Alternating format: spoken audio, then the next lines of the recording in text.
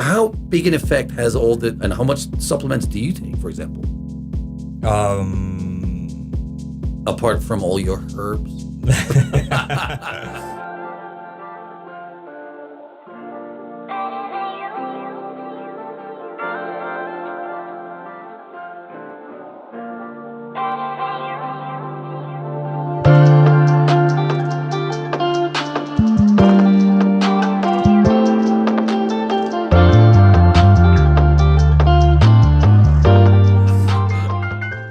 3, 2, 1, and we are live. Hey, JC. Hello. So what's going on, man? Seriously, I heard that the French hate the Brits. Is that true? Yeah. What? No, I mean, it is. That's a really good question, actually. It's because of history. Mm-hmm. Napoleon. Back in the days. I was not ready to answer that question. I thought it was about fitness, but no. Well, it's kind of like connected with fitness somehow, because dumbfounded media Paul Ballard, he's British, Yeah. So he's probably gonna want to really know the answer to this question. I thought you wanted to talk about football or soccer. No. But it's actually due to history. Back in the day, French and UK were trying to do colonialism to many countries, and French was sometimes better, UK was sometimes better, and this, I mean, it just is what it is, eh? Yeah. There's this old bad blood that just never really goes away, huh? Exactly. Actually, I heard something today. So, for example, USA was initially Spanish and French. Do you know that? No. Oh, well, yeah, I guess. Then UK came, and for example, New York was called Nouvelle Angoulême, New Angoulême, which is a French city, and then they named it New York. Did give New York the Statue of Liberty and stuff like that. But now it's like full Britain. But it's really interesting because we went to New Orleans together, and you can see there's a French the influence. French quarters, but actually, all this. So there is a kind of how do you say?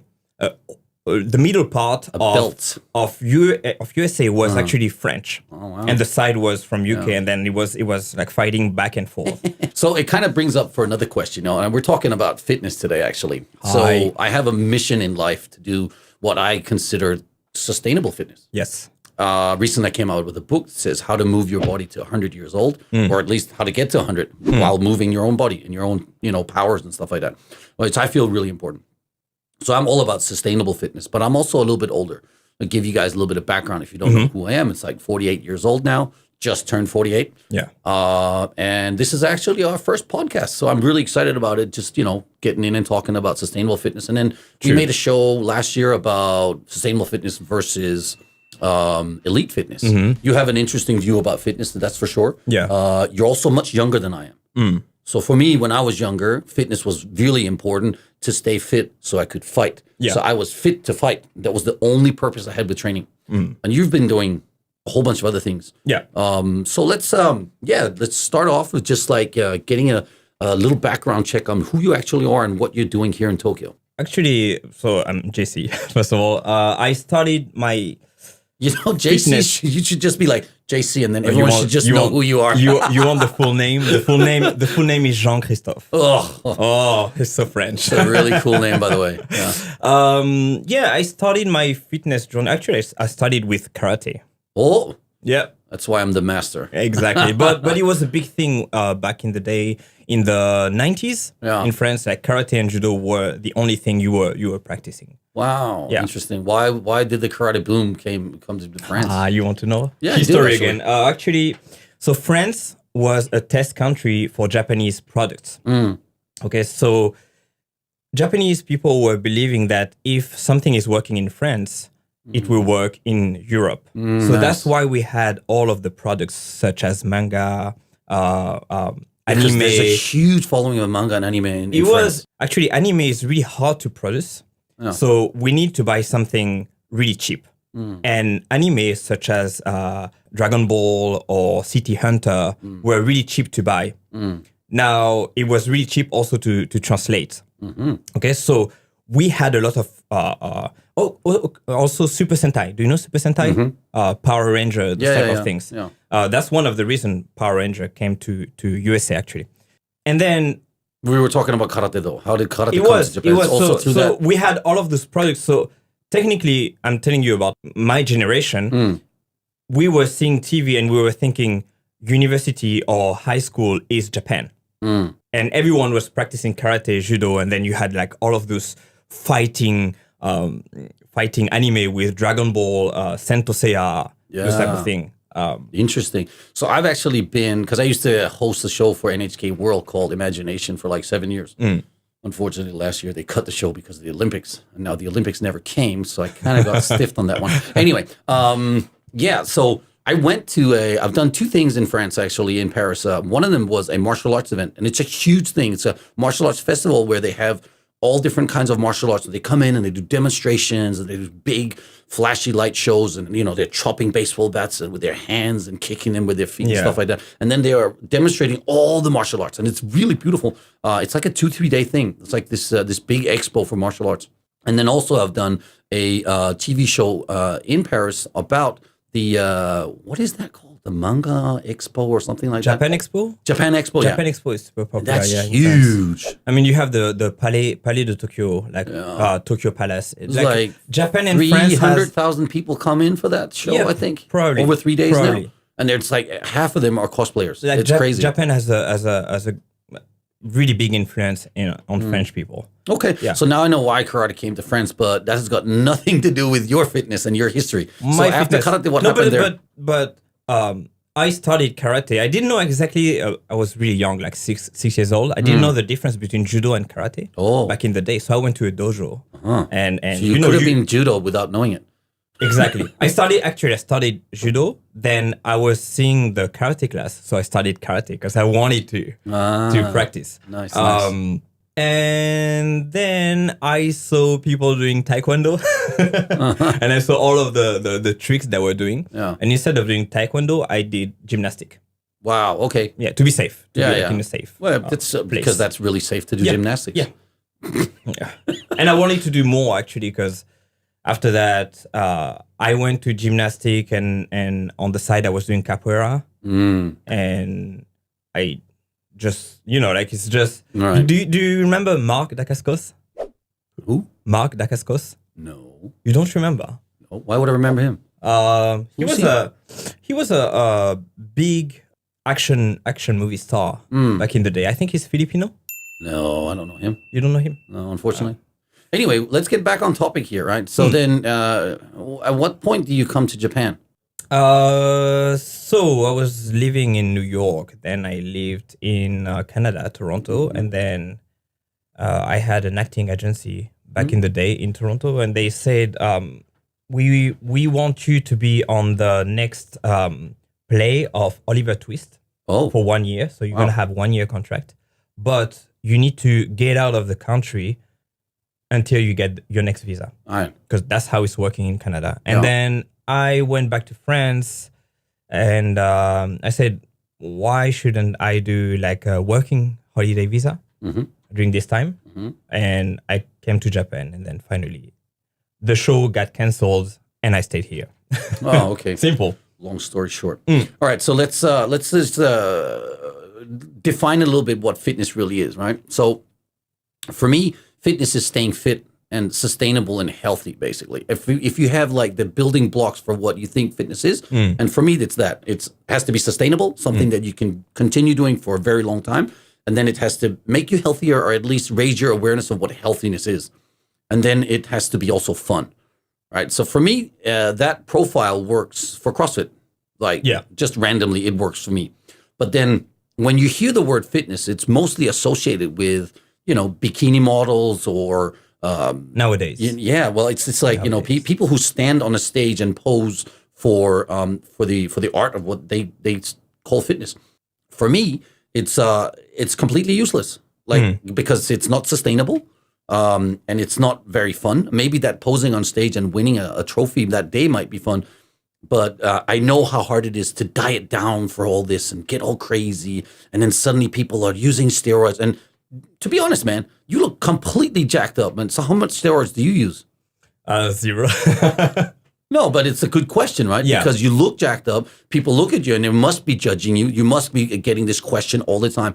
And why is it that you can look at the physique that you have and not be jacked up? Because I choose to do fitness in a safe way, but long term. I think we don't disagree on the sustainable part. And I guess when you met me 5 years ago, 6 years ago, right? I was pretty much the same. Pretty much exactly what you look like now. You look back then. And lately I was showing my pictures like probably when I was 25. I'm 36 now, so 10 years ago. And they say you're almost the same. Yeah. Which means that if I was on steroid, I would be like 10 years on steroid nonstop without like off moment. Yeah. This is something you need to accept. If people are telling you you're taking steroids, you need to accept it. It's a compliment actually. You look good and you look good all year around. And then you were talking just before about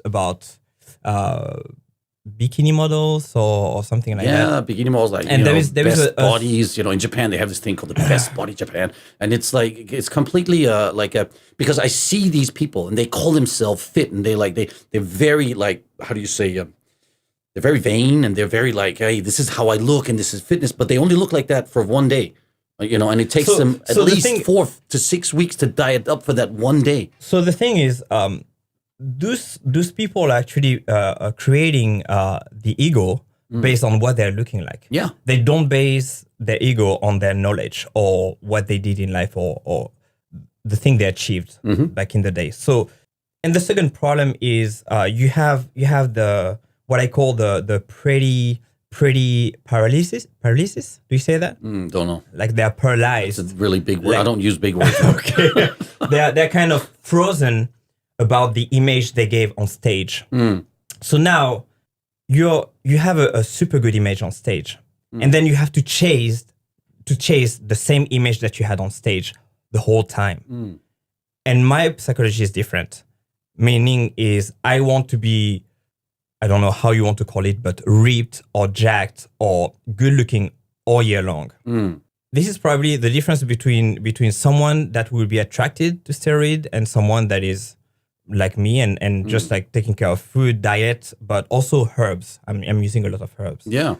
Let's talk about those herbs. Yeah. I mean, what do you take for supplements? For example, I'm just drinking green tea now because my brother told me about 5 years ago. He's like, Nick, you need to start drinking green tea. And I was like, why? And he's like, dude, if you don't know why, just go and ask Google. You're your best friend, and Google will tell you all about green tea, right? I'm taking maca, I'm taking ashwagandha, I'm taking shilajit, all those type of herbs that are actually Say that slowly again. So the maca, and then what else? Maca, what ashwagandha, ashwagandha, astragalus, shilajit. So maca is a Peruvian, like 4 different drugs right there. It's a Peruvian root. Actually, it's not a plant, but it's a root, and it's called the Mexican Viagra. Nice, because you have so much like vitamins and minerals inside that your free testosterone is going up. Okay. Now, the difference between someone taking steroids and those herb is steroid will raise your total testosterone. You have 2 types of testosterone in your body. Your free testosterone is different. Is your libido, like your desire for someone and everything. Yeah. But you can still take this at your advantage. It's an interesting question. So, I mean, and this is probably most guys, when we're younger, we masturbate a lot. Yeah. And so the act of masturbating, does that release more like testosterone, or does it take testosterone away from you? Because I always thought that if you like ejaculated and then after like the body's like in a what do you call it, deficit, and it has to like produce more. So if you masturbate a lot, would that generally speaking raise your testosterone levels? Depends of your free testosterone. Yeah. If you have a low free testosterone, but let me tell you, having a low free testosterone doesn't mean you're sick or anything like that. It just means that you have a lack of sleep. Or you don't eat well, you're smoking a lot, you're drinking a lot, you have a lot of stress in life, your free testosterone is going down. So we are, as men, everyone is facing the moment where you can't go up, right? No, okay. Never happened. Okay. But the reason why is because your free testosterone is low. Now, if you have depression or something like that, it's probably your total testosterone. If you're constantly depressed and everything. Yeah. So actually, it's really interesting because so many people are depressed. For example, France is the first number one consumer of antidepressant. Wow. Yeah. Antidepressants. Yeah. Some people go on TRT, testosterone replacement therapy, and they just the quality of life is getting better suddenly. They're not depressed anymore. I mean, also naturally, your testosterone levels go down the older you get, right? So it's also dependent on your age, right? It does. You know, I just turned 48. I don't feel like I'm 48, but that's also probably a product because I'm also constantly also working out. I wanted to ask you what your favorite thing about Japan is actually. My favorite thing about Japan? What's like, I mean, you're here. Why do you choose Japan to be your base? Well, it's just that it's a really, really, really calm country. You know, like I feel that, you know, if you're watching nowadays the news with France and USA, everything is so aggressive, so violent. Like, and I think you are like this when you're probably 22, 23, 24 years old. You're like so aggressive and angry about the smallest thing. And then when you're getting over 30, you just getting calmer and you want a peaceful life. Japan is really great for that. Yeah, interesting. You can see in France all the riots, and bombings, those people like it's machine gun shootings with there's a whole bunch of stuff going on. Yeah, you can see in USA nowadays, especially with the Biden Trump problem also. Would I feel comfortable with that? Absolutely not. Is there anything you like just don't understand about Japan? Just one thing where you go, what the fuck is that? Not really, because you know I'm still learning a lot. You know, the when I came in Japan, the first thing I didn't understand is how they can speak, they can talk to each other without without the same communication. Because you know, like French people and Japanese people are completely opposite. We talk about everything, our emotion, our anger, and we debate about everything. And in Japan, they don't really like to have a debate. And actually having a debate, because you know it's really aggressive, a debate in France, and in Japan, debate is accepting the other one position. You know, and I think it's included into a Japanese language, and I don't necessarily speak Japanese a lot, but I studied the psychology behind the language, which is called semantic. And I think that when you're going into a country, the most respectful thing you can do is to respect the semantic. Because if I hear some Japanese people saying like "kusei" or "yabe" or something like that, it's not really like the way a Japanese would expect me to speak, right? Right. But that's how any young people that want to be in are trying to do. And if you kind of respect those rules, then you understand a little bit more about the cultural background of Japanese people. And it's the same if you're going to. And so this is one of the things that you just don't understand about the Japanese. Why they're not openly doing discussions and stuff, and why they're not really addressing the problems. Yeah, I didn't understand that first, and then I understood that they have this dimension about respect that we I don't say we don't have it. I say we don't really understand it when we don't speak the language. Interesting. So yeah, I mean, I've been here this March coming up. It's going to be on the March 27th. I arrived exactly 30 years ago in Japan, and I've pretty much been here since then. I picked up Japanese language within about a year. I had like normal, like conversational level Japanese skills and stuff like that, and it totally changed my perception of what Japan is and everything. But I was also stuck in a dojo. Okay. And stuck in a dojo, not stuck in a dojo, that's the wrong words. I was in a dojo living there, and I was trying to blend in. I was trying to be as Japanese as I could be, because I thought that would be like the easier way to just like be integrated into the dojo.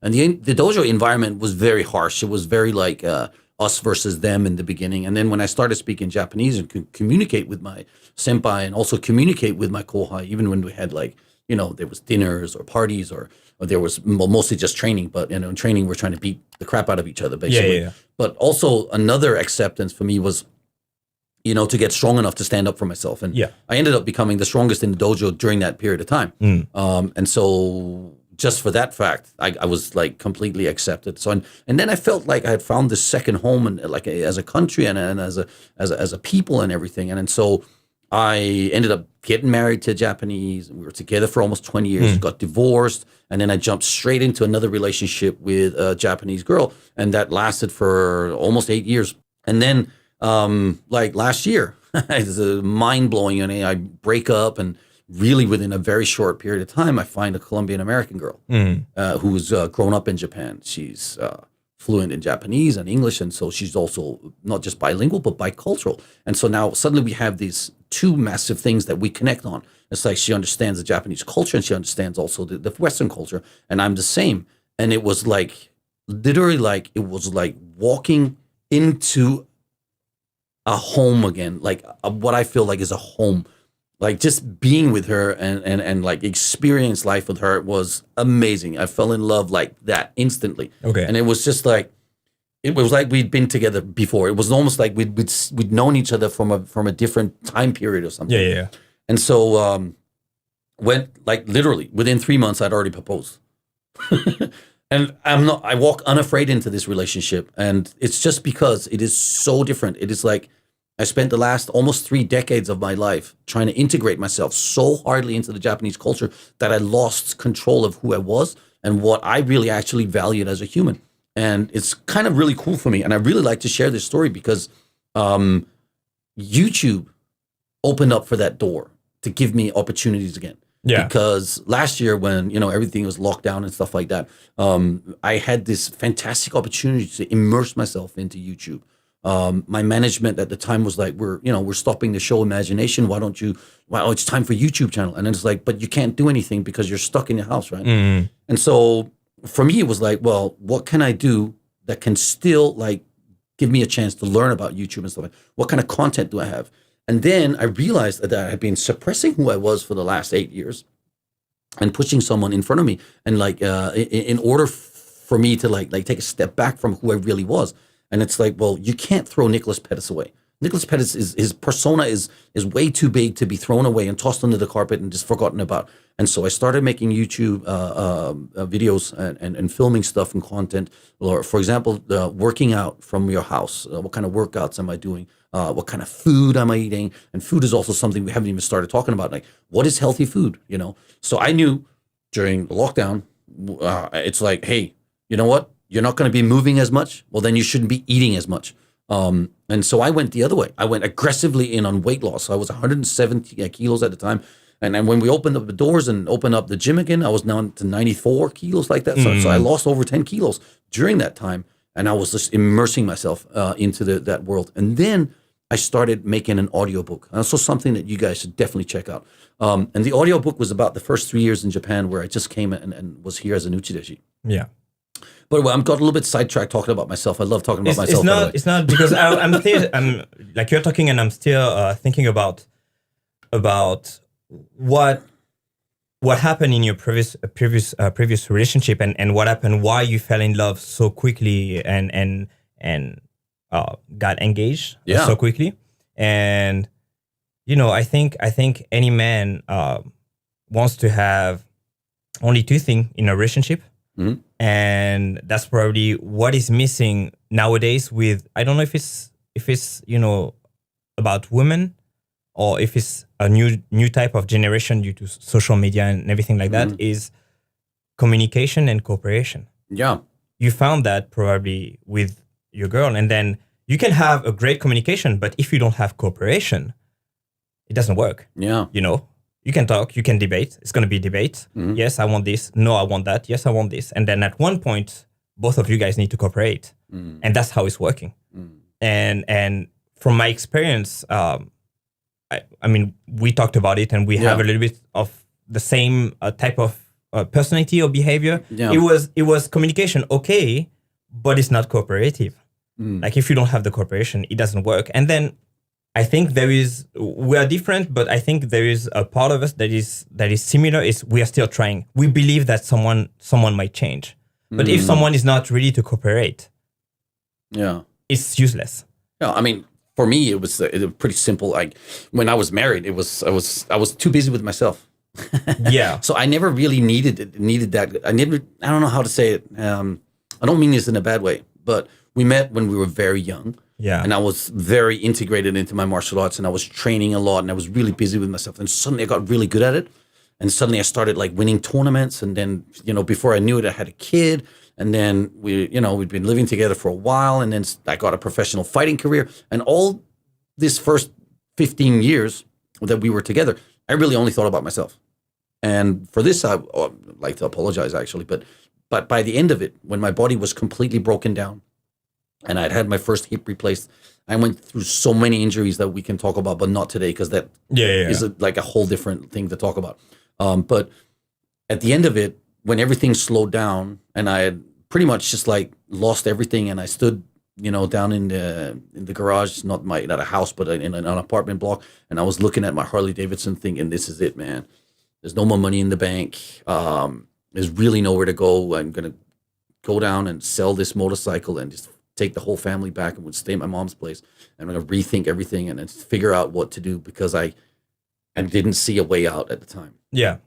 It's an incredible story. What happens is actually, I can talk about that a little bit, but not too much into detail, just because it's a really long, great story for another day.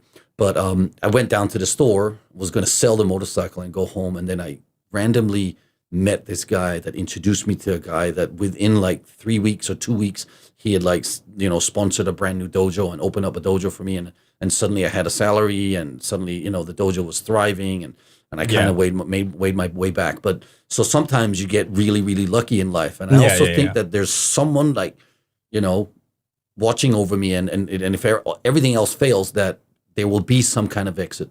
I want to say luck is a part of it, but you have to realize something is you are someone really likable. You're not like someone.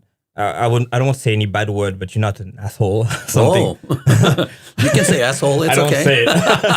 But you're not something like that. And the simple fact that you're likable is bringing you some other stuff. You can see at the box, the fact that you're likable makes you having like being a coach with charisma, and people wants to see Nick. People wants to work out with Nick. Yeah. And I love my job. I love teaching. Yeah, it's ridiculous, man. I love it. I can see it, and that's one of people's problem is if you want to become a coach, if you want to become a personal trainer, if you want to become something like someone that is helping, you should not be about yourself. Yeah. And probably what happened to you during this time is you forgot about yourself because you were completely down, and you were like, okay, my goal is to help people. It was some subconscious. No, it was a very conscious choice. I actually remember when this is like now, so just opened up 7 years ago. Yeah. And so people always ask me this, well, why don't you just have a dojo? Why don't you teach martial arts? Yeah. Why are you not doing martial arts anymore? And so for me, martial arts is not fitness. I took martial arts to a different level. Yeah. And it's like when you're up there, it is competitive sports for one thing. It went from competitive sports to professional sports. And so these two things are completely not sustainable for one thing. And they're not even that enjoyable. I ended up just doing it because I was making a lot of money on it in K-1 and stuff. But then when the body breaks down, because it's not sustainable, well, then I also can't, support my family. Yeah. But by finding CrossFit, it's very similar in like, you can get a feeling of having fought a real fight just through a workout. And this is what I found attractive in the beginning. And then slowly over the last 7 years now, I've been like understanding that, well, it's also easy to like push too hard because I used to have that professional mind athlete, which I just don't think is very healthy, to be honest. Yeah. Being a professional athlete still part of fitness, sustainable fitness or not. Yeah, it's not. It's definitely not. It's not. I do agree with that. When you're chasing that one more rep, the risk of injury is like, I don't know. I can't even say how much higher it is. It's just crazy. 17 broken bones, by the way. Yeah. Like I think it's 7 different operations. I'm just thinking nowadays with like MMA and stuff like that, and when your fitness and what you enjoy to do is becoming your business, then you have to take different type of risk, different type of thing. And I don't know. I was watching last time. I told you the McGregor fight, and I saw from the beginning he's not So he was a father and everything. I mean, he's been a father of 2 kids, and in the beginning of the fight, he's not the same. Yeah. You know, he's a way more humble. His fitness journey is not the same. He was not into it. You know, and that's another thing, because mentally you burn out. That this undying desire to win, it actually fades. Like when you've done it for 20 to 25 years, it's like you can't always chase that at the same intensity. Yeah. There has to be some kind of human emotion. I can talk about this in my own fights, for example. When I fought Musashi in the final of the 2001 Grand Prix, I was dying to win. Like I really, really wanted to win that fight, and I knew I could. But at this point, did you lose any match, any fight? Yeah, well, if you look at my record, it's half wins by knockout and half losses by knockout. So I either get knocked out or I knock someone out. It's pretty straightforward. Yeah. Of course, I'd lost a lot of fights before that, but I also walked into a fight. But I had a specific grudge against him because he had canceled 2 fights when I had, a newborn baby also that I had to like leave behind and go and train in America. And so I'm really trying to get back at this guy for something that I felt emotional attachment to.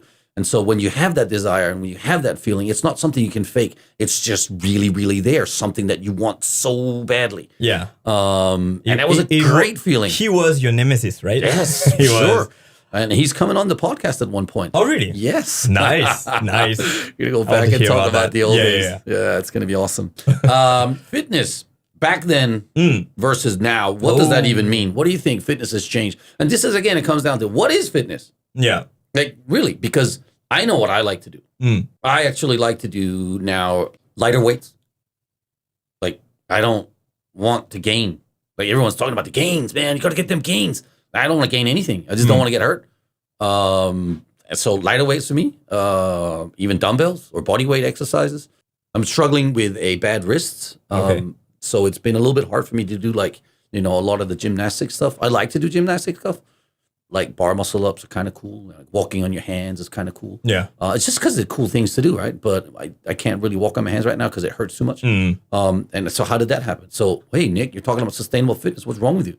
All right, so I'll tell you what happened. Because it's like one of those like silly stories, but it ties very much up to what we were just talking about. I want to know. Yeah. Is it healthy or not healthy, right? And so that professional mindset of someone who was like, yeah, man, I'm chasing that another rep. I want to get that stronger. I want to get a little bit better, right? Yeah. So about 4 years ago, and I think it's 4 years ago now, I was trying to get a PR on my squat clean. Squat clean.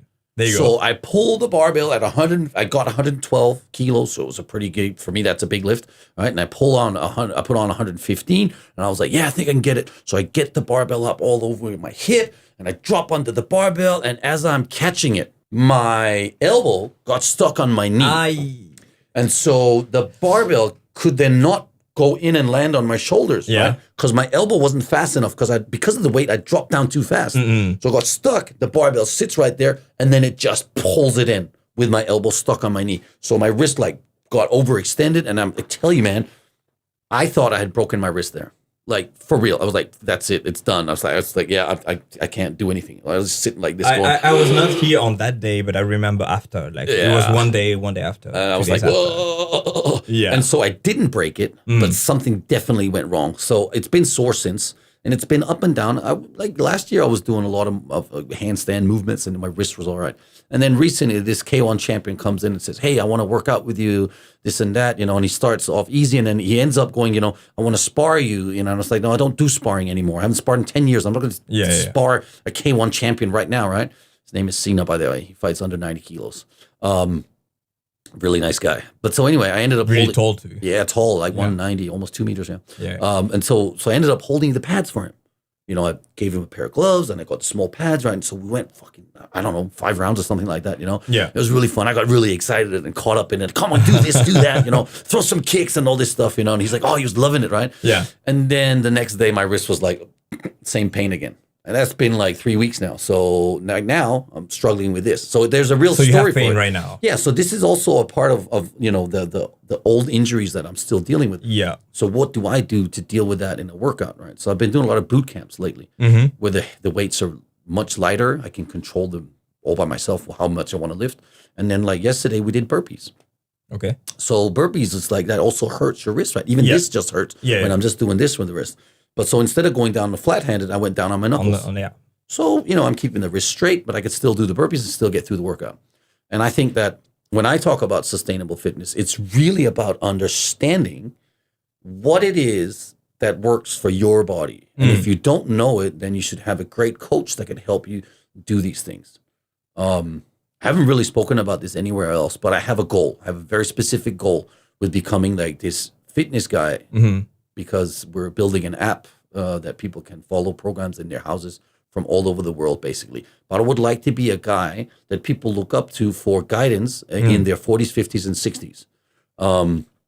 Especially right now during these times, because people are like, if you used to go to the gym and now you can't go to the gym, and so you're going to work out, or you're not going to work out, no, and then you end up sitting more down, or you're not going to the office, and then you're working remotely, and then you start to forget what healthy food looks like. Yeah, you start to forget what good sleep feels like, and then you start to make all these new habits. So you're building all these patterns that are like leading you towards death and destruction, basically.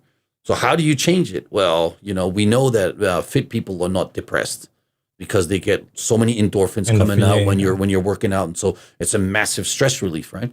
And then you also know that when you're working out, your body craves better foods. It's not like, yeah, man, I did that.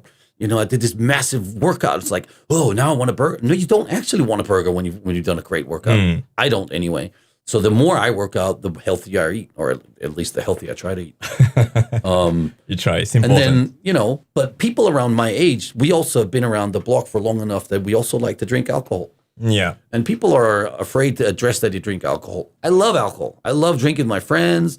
I love drinking with my fiance. I love drinking with family members and getting together, having parties and everything.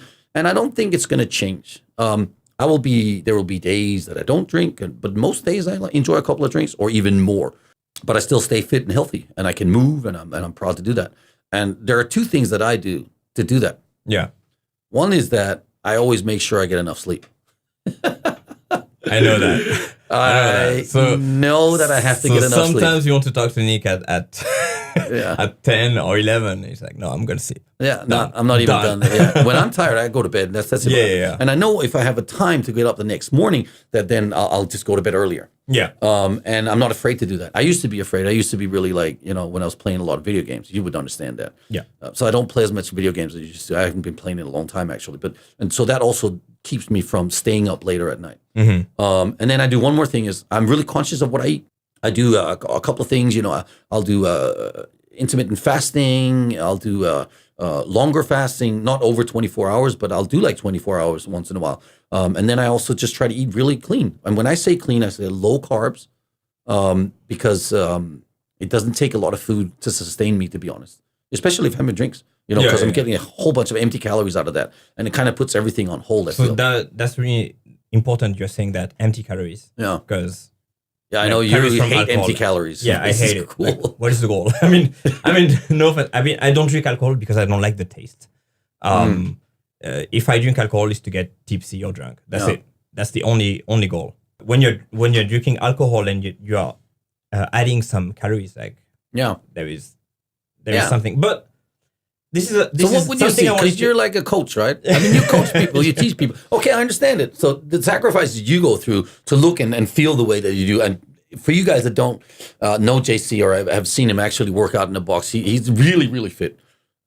He moves really well. He's really strong, and he definitely looks like he's jacked up. And that's why I guarantee he must get all these different questions about it. I mean, I actually know him for a long time, so I would actually trust his word on it. And he's also got this other thing. This is going really well for you.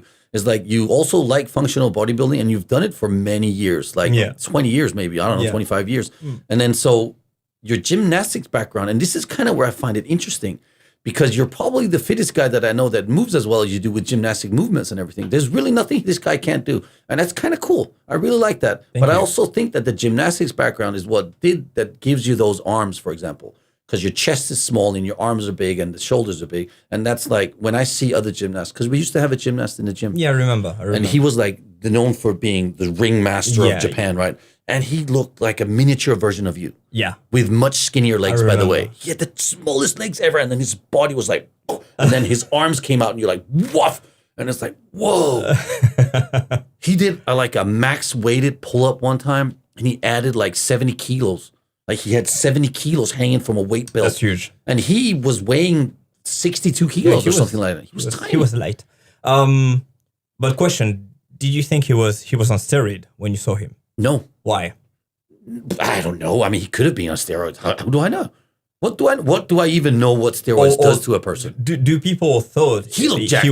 He looked jacked. Because you say he looks like a miniature version of me. Mm-hmm. So what was the difference between, for example, him not taking because he's a professional gymnast and me taking who's not a professional gymnast? Well, because... Haha. No, that's an easy answer. That's because you're a model. You're actually a sports fitness model at the same time. It just seems unbelievable that you can keep this physique for so long. But for him, it's like he has the outlook like, well, he does rings. He's a gymnast. Of course he's going to look like that. Yeah. Because every time you look at the Olympics and you actually watch gymnastics, that's the only time I watch gymnastics, by the way, it's the Olympics. Well, so when I see this, I was like, yeah, man, they all look like that. They could all be on steroids for all we know. Honestly, there is so much abuse on steroids in any sport. My sport. There are so many questions I want to answer, but one thing about steroids that people need to know is decreasing your good cholesterol and increasing your bad cholesterol. Mm-hmm. One of the consequence effect from it is that your cardio is becoming really, really, really bad. You cannot run. You cannot do like the bike machine. Why is it called performance enhancing drugs? Because it's really good. For example, if you're doing like a power snatch, you're going to take like a strength type of steroid, and then you're going to have the power. You're going to develop your muscle and everything. But when you think about it, gymnasts only use like what is the longest workout you guys have? 2 minutes? A minute and a half, maybe? Yeah, except when you're doing the floor. The floor is a little bit longer because you have to do like the full music. That's interesting because I've been reproached to be a cardio guy. And then there is a paradox between me being the cardio guy and me taking steroids. You know what I mean? Interesting. I don't need you to defend if you took steroids or not. I'm not saying. I'm just saying, like, like people are seeing just the image of me or anyone else. Yeah. And then you see the work I'm doing. I mean, you see or someone else is seeing the work I'm doing, and then it doesn't match. So at one point you need to ask yourself, wait, is it the case or not? It's the same, for example, for fat burner. Any type of dangerous fat burner is making your cardio to raise like super high. What is a dangerous cardio fat burner? What is a dangerous fat burner? Your names? Yeah. Clenbuterol, for example. Clenbuterol? Yeah. Who takes clenbuterol? People that want to be on stage. How effective is it? Well, it's raising your body temperature, so technically you're becoming like super. So if you see somebody sweating all the time, but you cannot run, or you can cramp super easily. Interesting. You have some ways, because I know like back in the day in the Olympics and stuff like that, people are microdosing those type of stuff, but you need a doctor to do that. Yeah. Personally, if I need a doctor to do just amateur CrossFit, I would be stupid to do that. Exactly. This is what it all comes down to. But there are so many people on steroids, like bodybuilders that are not competing. Yeah, but that's the problem nowadays in fitness, because that's the big word. We are talking about fitness. You want to take the shortcut. You're taking steroids. You don't even know what you're taking, because everything is. I need to take that one step back there. So you said the problem in fitness. So nowadays, yeah. So again, the word fitness needs to be redefined, like we spoke about earlier in the podcast. Because fitness, if you see Instagram, I'm sorry to say that, but everyone is putting no fitness, no yoga, no fitness, no yoga. And then are you like, do you have the monopole of fitness, or like we can still talk? You know what I mean? But fitness nowadays is bodybuilding, is men's physique, is, that's the definition of fitness. So CrossFit, is that fitness? For me or for people? Well, for you. For me, yes, of course. Yeah. Of course. Everything can be fitness, Even curling is fitness for me. Well, like it's a skill that you need to work on to reach a certain level. I would kind of like to redefine that if I could. I would actually like to say that it's a sport. And so CrossFit is also, we consider ourselves as the sport of fitness. So, but then the definition then goes back to sport. And CrossFit carved a niche market for themselves, for ourselves or whatever, by choosing to go for results, tangible results. Yeah. And testing that over a whole array of workouts. For example, what is your 1 rep max in for several different lifts, like the big 3 lifts, deadlift, press, and back squat, right? For example, so that's one physical test. Yeah. But then what is your fastest 2 kilometer row, or your fastest 5 kilometer run, or what is your 21:15:9 workout, like Fran, for example, thrusters and pull-ups stuff. So there's this big array, like a workout like Murph, for example. It's massive. Yeah. It can be massive, it can be super short, but we need to understand what is CrossFit. You ask me if CrossFit is fitness. The etymology of the word CrossFit is cross fitness.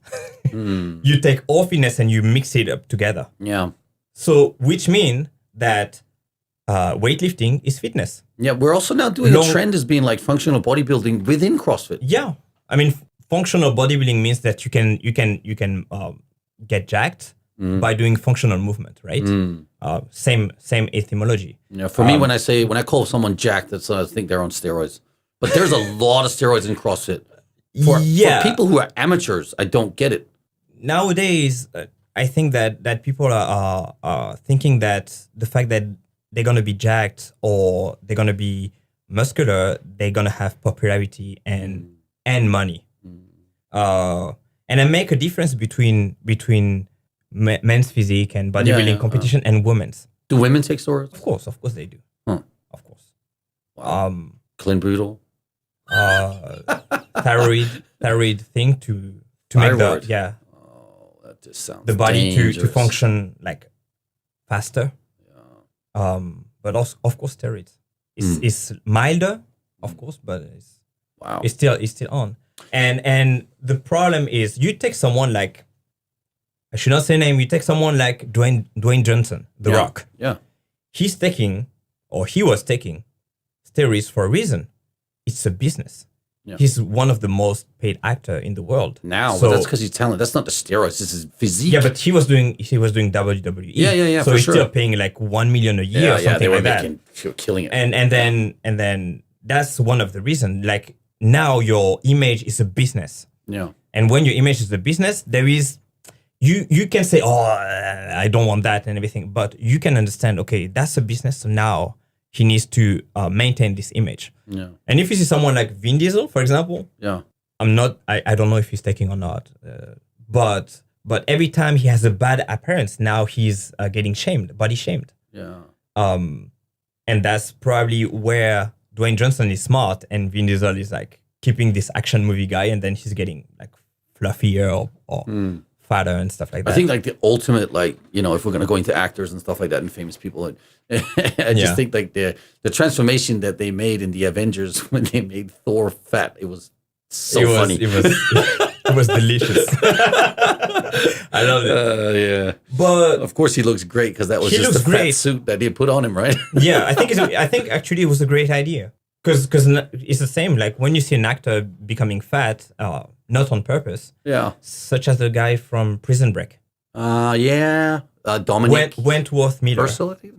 Wentworth Miller, yeah. He got fat?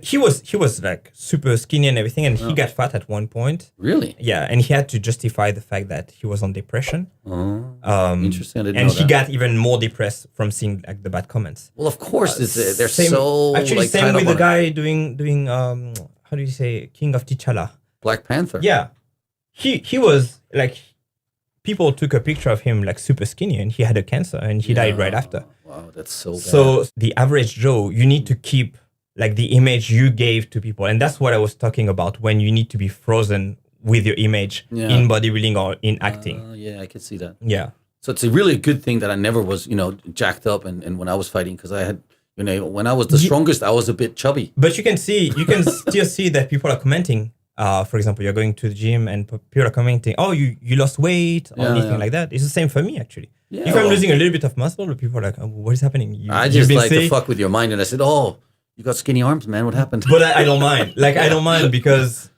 I know my body enough to get back to the point where I want to be. Yeah. I mean, there's also positives, like, think about, someone like, for example, Chris Pratt, right? Yeah. He used to be really fat. Yeah. And he got really like I didn't know it was the same actor. I'd watched 2 different movies with him where Do I was you know like, they wanted to CGI him actually? to make him fat? No, to make him skinny. Oh, really? Because when he did the audition, he was actually fat, and then the guy say, "Oh, you don't need to lose weight or anything. We're gonna CGI you." Wow. And she said, "No, I'm gonna go to the gym and I'm gonna get back in 6 months." Good for him, man. Yeah. Good for him. And then he was, He like looked motivation. great. Motivation. Yeah. That's it. That's awesome, getting healthy like that. Yeah. I mean, I've been going up and down with my personal body weight like for so long. It's like, and then also so now we're talking about psychology of like this body shaming, this whole image of what does a fit person look. And this is what it really annoys me. It's like, because someone like you, I mean, you look good year round, but you also pay the price of what it costs to look like that. And for someone looking from the outside. Yeah. You're not paying the price. This is just the way you live. You just live like that. You choose to eat the foods that work for you. And when you go up a little bit, not always. Look at that. you got chocolate on the table here, and that's fine but you're okay to eat that chocolate. Yeah. Like for me, I'd rather have a beer than eat a piece of chocolate. But also, I'm not shredded. I don't look like I'm jacked or anything, and I don't feel like I need to look like that. I used to want to look like whatever, like you.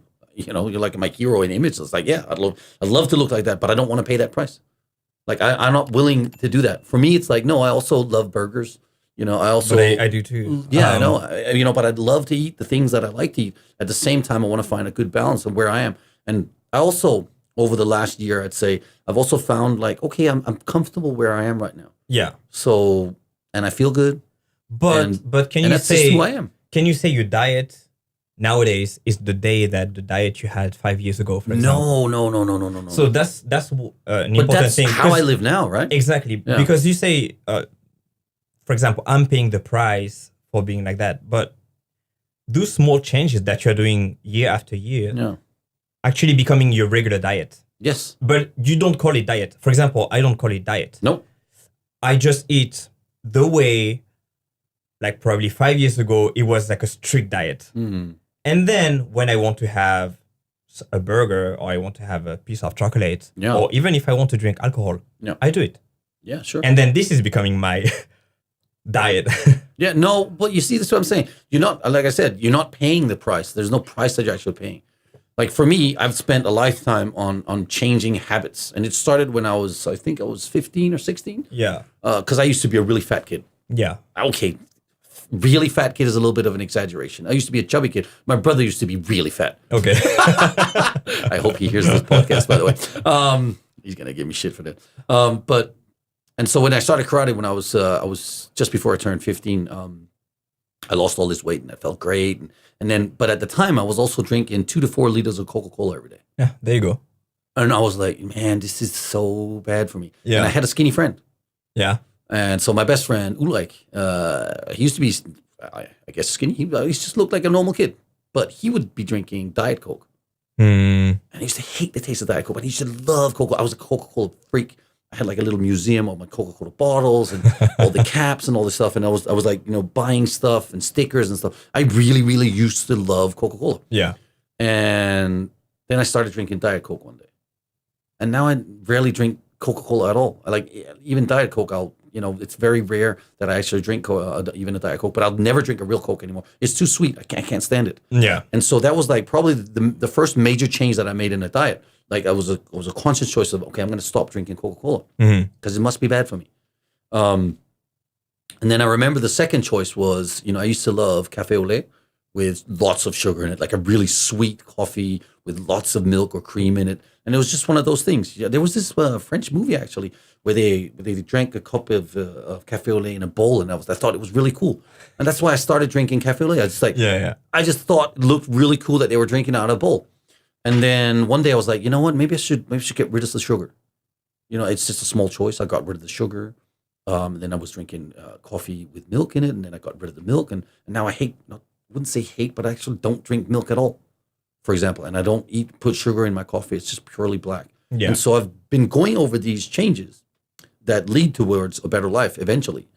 This is why my plan is to get to 100 years. Like if I just once in a while take a little choice and then stick with it. But you see, what you're talking about is we're not talking about a diet. No. we are talking about small changes you are doing every day. It's not, we're not talking about New Year's resolution. No. We're not talking about from now I'm starting a diet. You're thinking, okay, this is not good for me. This is not good for me. I don't digest that well.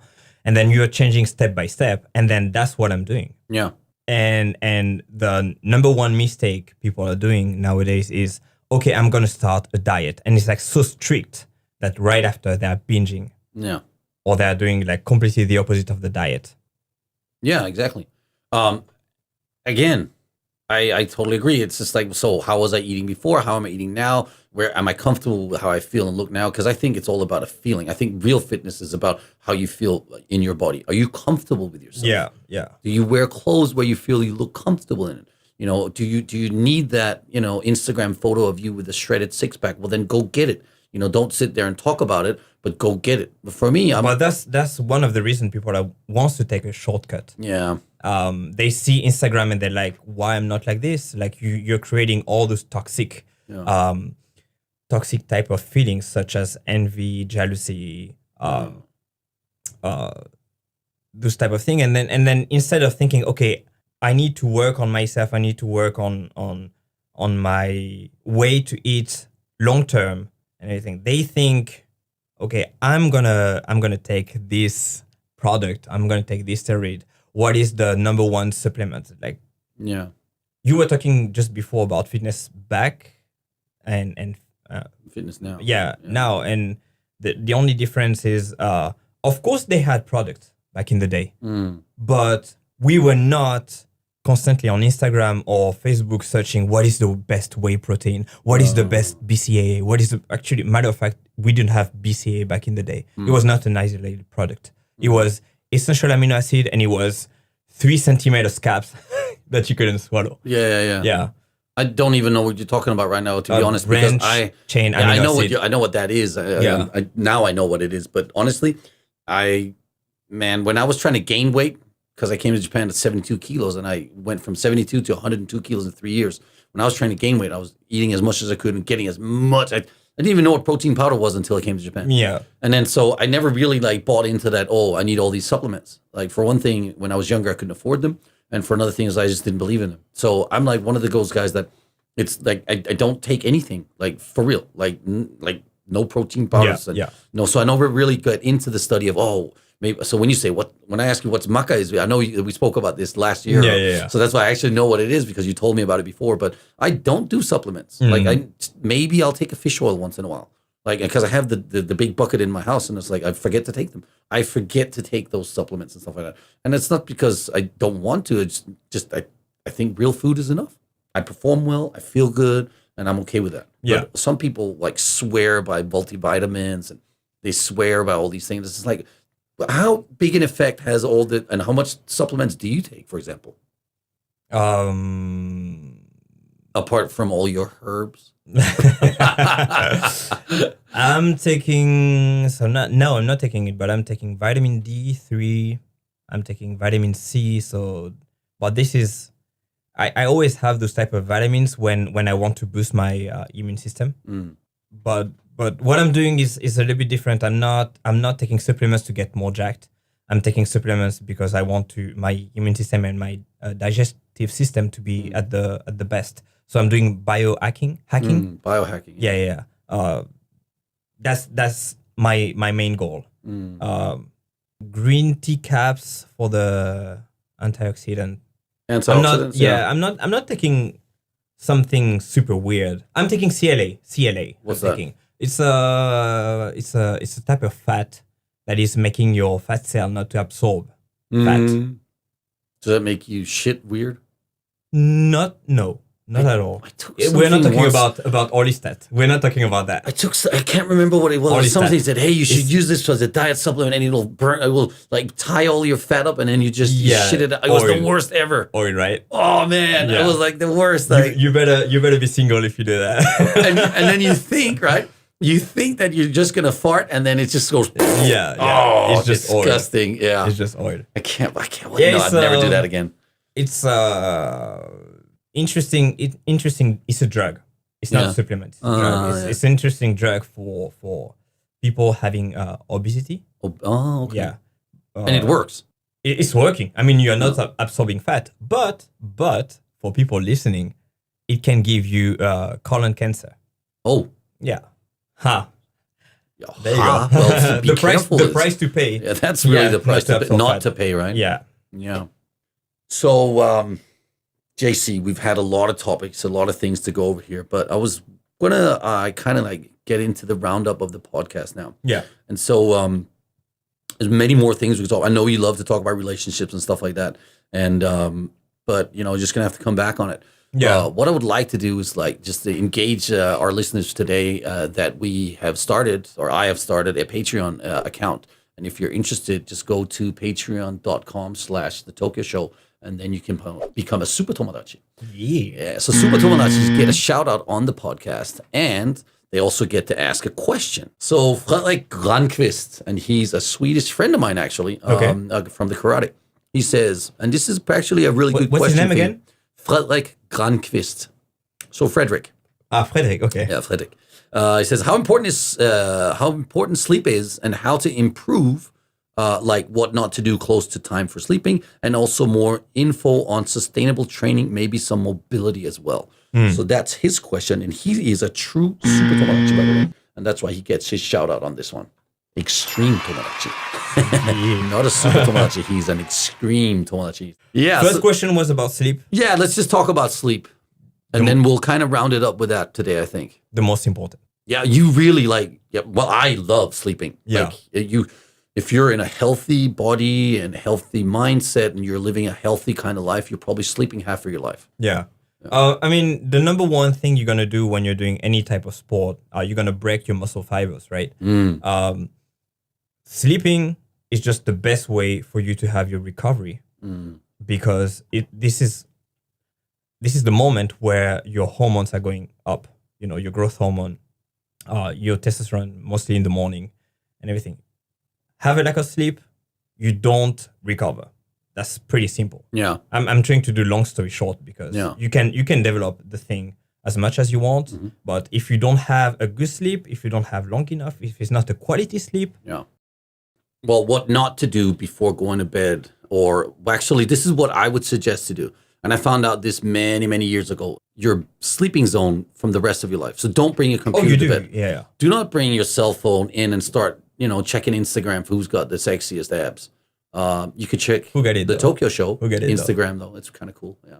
It's really cool. I want to know who got the sexiest abs. Yeah, the sexiest abs. Well, but you can do that way before you go to bed. At least and also if it's possible, I don't know, not everyone lives like that. In Japan, apartments are pretty small. Sometimes people only have a single room. But if you have a separate room, and even if you don't have a separate room, this is what I suggest you do. Try and make it cool so that you have to wrap yourself in blankets. In the winter, sometimes I will sleep with the window open on purpose, but because then I can put more blankets on top of me. Yeah. In the summertime, I definitely put the cooler on. It's just for me. I can't sleep without the cooler. I want it to be cold, so I'm really wrapped up, and make it as pitch black as you can. And then aim for 8 to 10 hours of sleep when you can get it. 10 hours of sleep is not impossible, and it's totally doable. You just have to practice it and train it. The darker the room is, the better it is. Nice and cool temperatures. Too. Yeah. Some people use eye masks. Dumbfounded Media actually has a athletic sleep channel on YouTube where you could just put in this music that just like helps you fall into a deeper sleep and just constantly stays and keeps you there in the zone. And it's really nice. If you guys are interested, you should definitely check that one out too. I think that's about it for today. Really appreciate you coming on the show. Please come back again. If you guys have any more questions out there for all of us here on the Tokyo Talks, then please send them and leave comments below, and then we'll try and address as much as you want. If you become an extreme tomodachi on the Patreon Tokyo Show channel, then you can ask questions that we will definitely address and also give you shout outs on the show. Thank you very much for today, man. Many questions. So. Yeah, the more the better, right? Yeah. Thank you very much for today, and that's about it. ありがとうございました。ありがとうございます。